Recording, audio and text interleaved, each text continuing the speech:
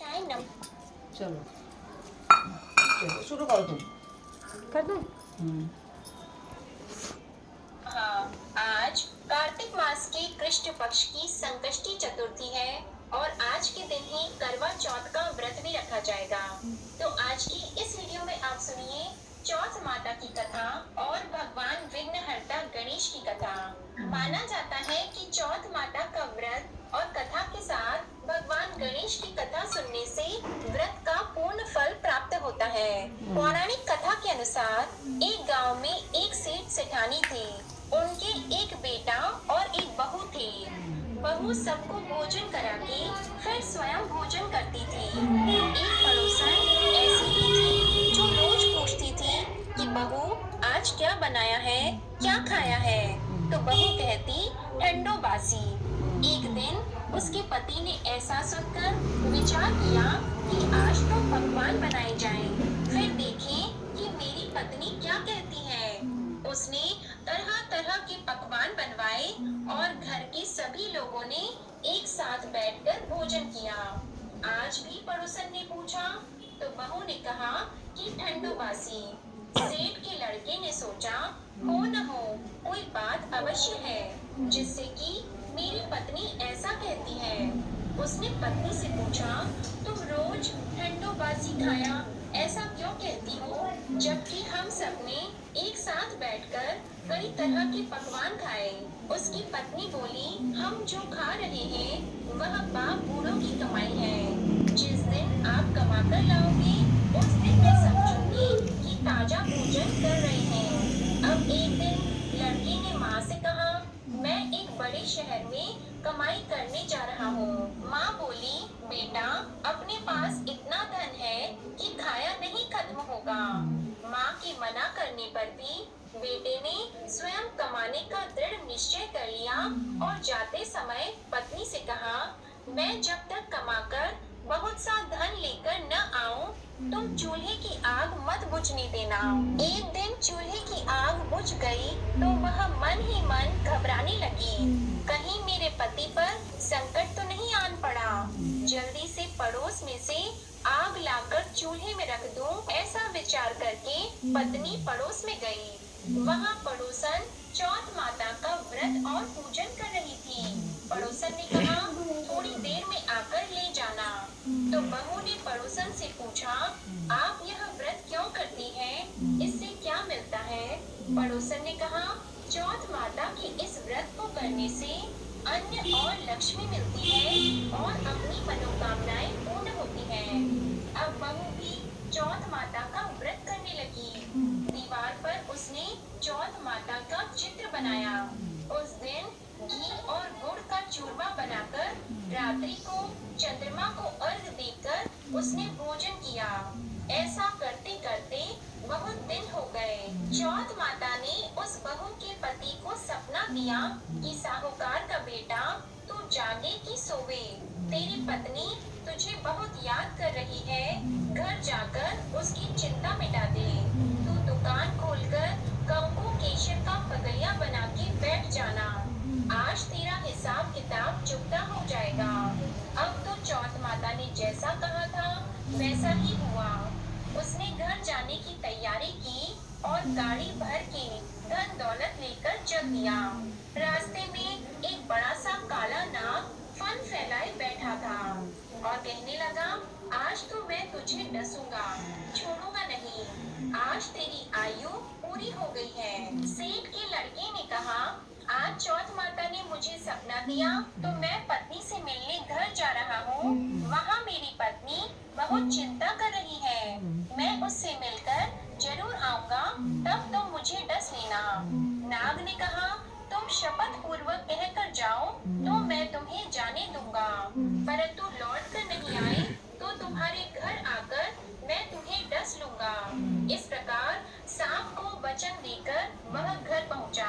वहां सभी से हंसी खुशी से मिला और भोजन करने उदास होकर बैठ गया।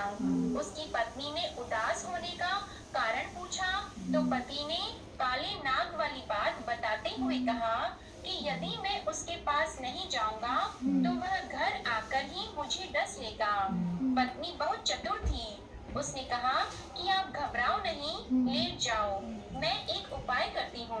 पत्नी ने कमरे की 7 पेड़ी धोई। पहली पेड़ी पर रेत, दूसरी पर इत्र, तीसरी पर गुलाल फूल, चौथी पर कंकु केशर, पांचवी पर लड्डू पेड़ा, छठी पर गादी गलीचा और सातवीं पेड़ी पर दूध का कटोरा भरकर रख दिए। इस प्रकार वह 7 ही पेड़ी सजाकर बैठ गई। आधी रात होते ही नाग आकर पेड़ी चढ़ने लगा।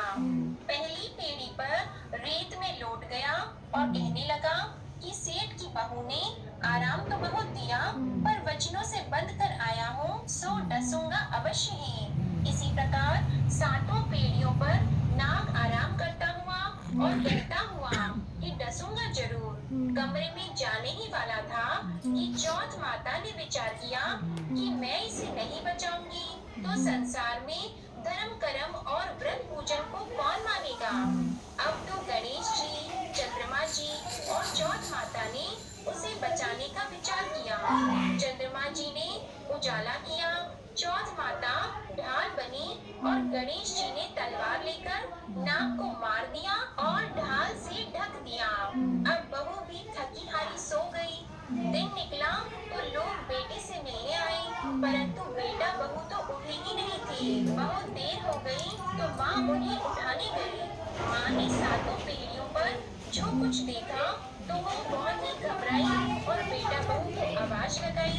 बेटा बहू उठे तो देखा कि एक ढाल तलवार वहाँ पड़ी है। अब ढाल उठाई तो वही काला नाग मरा हुआ पड़ा है। बेटा बहू ने सोचा कि आज तो धर्म कर्म ही आड़े आए हैं, जो भगवान गणेश जी और चौथ माता ने अपनी रक्षा की। हे चौथ माता, आपने जैसी सेठ के बेटे बहू की रक्षा की, वैसे ही सबकी रक्षा करना। बोलो चौथ माता की जय। भगवान विघ्नहर्ता गणेश की कथा सुने बिना चौथ माता के व्रत की कथा अधूरी मानी जाती है, इसलिए अब आप सुनिए भगवान गणेश की कथा। एक समय की बात है, विष्णु भगवान का विवाह लक्ष्मी जी के साथ निश्चित हो गया। विवाह की तैयारियां होने लगी। सभी देवताओं को निमंत्रण भेजे गए, परंतु गणेश जी को निमंत्रण नहीं दिया। कारण जो भी रहा हो, अब भगवान विष्णु की बारात जाने का समय आ गया। सभी देवता अपनी पत्नियों के साथ विवाह समारोह में आए। उन सबने देखा कि गणेश जी कहीं दिखाई नहीं दे रहे हैं। तब वे आपस में चर्चा करने लगे कि क्या गणेश जी को नहीं न्योता है या स्वयं गणेश जी ही नहीं आए हैं। सभी को इस बात पर आश्चर्य होने लगा। तभी सबने विचार किया कि विष्णु भगवान से ही इसका कारण पूछा जाए। विष्णु भगवान से पूछने पर उन्होंने कहा कि हमने गणेश जी के पिता भोलेनाथ महादेव को न्योता भेजा है। यदि गणेश जी अपने पिता के साथ आना चाहते हो तो आ जाते, अलग से न्योता देने की कोई आवश्यकता भी नहीं थी। दूसरी बात यह है कि उनको 1.25 मन मूंग, 1.25 मन चावल, 1.25 मन घी और 1.25 मन लड्डू का भोजन दिन भर में चाहिए। यदि गणेश जी नहीं आएंगे तो कोई बात नहीं, दूसरे के घर जाकर इतना सारा खाना पीना अच्छा भी नहीं लगता। इतनी वार्ता कर ही रहे थे कि किसी एक ने सुझाव दिया, यदि गणेश जी आ भी जाएं तो उनको द्वारपाल बनाकर बैठा देंगे कि आप घर की देखभाल करना। आप तो चूहे पर बैठकर धीरे धीरे चलोगे तो बारात से बहुत पीछे रह जाओगे। यह सुझाव भी सबको पसंद आ गया, तो विष्णु भगवान ने भी अपनी सहमति दे दी। होना क्या था, इतने में गणेश जी वहां पहुँचे और उन्हें समझा बुझाकर घर की रखवाली करने बैठा दिया। बारात चल दी। तब नारद जी ने देखा कि गणेश जी तो दरवाजे पर ही बैठे हुए हैं, तो वे गणेश जी के पास गए और रुकने का कारण पूछा। गणेश जी कहने लगे कि विष्णु भगवान ने मेरा बहुत अपमान किया है। नारद जी ने कहा कि आप अपनी मूषक सेना को आगे भेज दें तो वह रास्ता खोद देगी, जिससे उनके वाहन धरती में धंस जाएंगे। तब आपको सम्मान पूर्वक बुलाना ही पड़ेगा। अब तो गणेश जी ने अपनी मूषक सेना जल्दी से आगे भेज दी और सेना ने जमीन पोली कर दी। जब बारात वहां से निकली तो रथों के पहिए धरती में धंस गए। लाख कोशिश करें परंतु पहिए नहीं निकले। सभी ने अपने अपने उपाय किए, परंतु पहिए तो नहीं निकले, बल्कि जगह जगह से टूट गए। किसी की समझ में नहीं आ रहा था कि अब क्या किया जाए। अब तो नारद जी ने कहा, आप लोगों ने गणेश जी का अपमान करके अच्छा नहीं किया। यदि उन्हें मनाकर लाया जाए तो आपका कार्य सिद्ध हो सकता है और यह संकट टल सकता है। शंकर भगवान ने अपने दूत नंदी को भेजा और वे गणेश जी को लेकर आए। गणेश जी का आदर सम्मान के साथ पूजन किया। तब कहीं रथ के पहिए निकले। अब रथ के पहिए निकल तो गए, परंतु वे टूट फूट गए, तो उन्हें सुधारे कौन? पास के खेत में खाती काम कर रहा था, उसे बुलाया गया। खाती अपना कार्य करने के पहले श्री गणेशाय नमः कहकर गणेश जी की वंदना मन ही मन करने लगा। देखते ही देखते खाती ने सभी पहियों को ठीक कर दिया। तब खाती कहने लगा कि हे देवताओं, आपने सर्वप्रथम गणेश जी को नहीं मनाया होगा और न ही उनका पूजन किया होगा, इसलिए तो आपके साथ यह संकट आया है। हम तो मूर्ख अज्ञानी हैं, फिर भी पहले गणेश जी को पूजते हैं, उनका ध्यान करते हैं। आप लोग तो देवतागण हैं, फिर भी आप गणेश जी को कैसे भूल गए? अब आप लोग भगवान श्री गणेश जी की जय बोलकर जाएं, तो आपके सब काम बन जाएंगे और कोई संकट भी नहीं आएगा।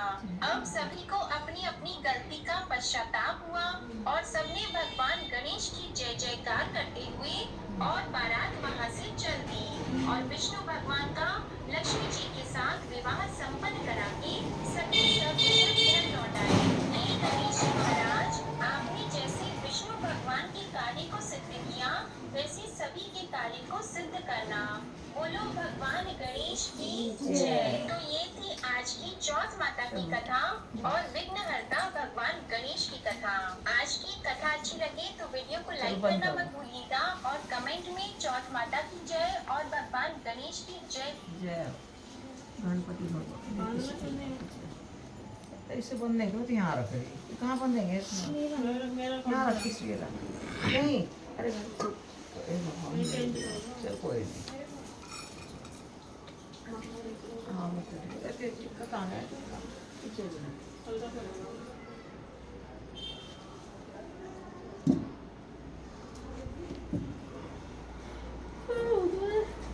लगा दिया खाया तो ज़्यादा से काफी में लगा दिया उल्टा काम होगा।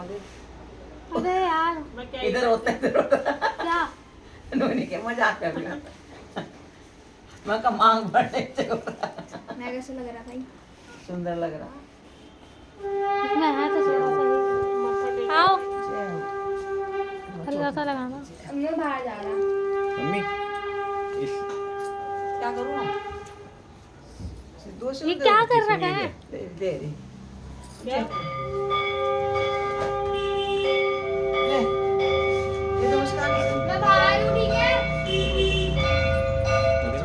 इससे बढ़ता है ना ये निकालना सदा सुन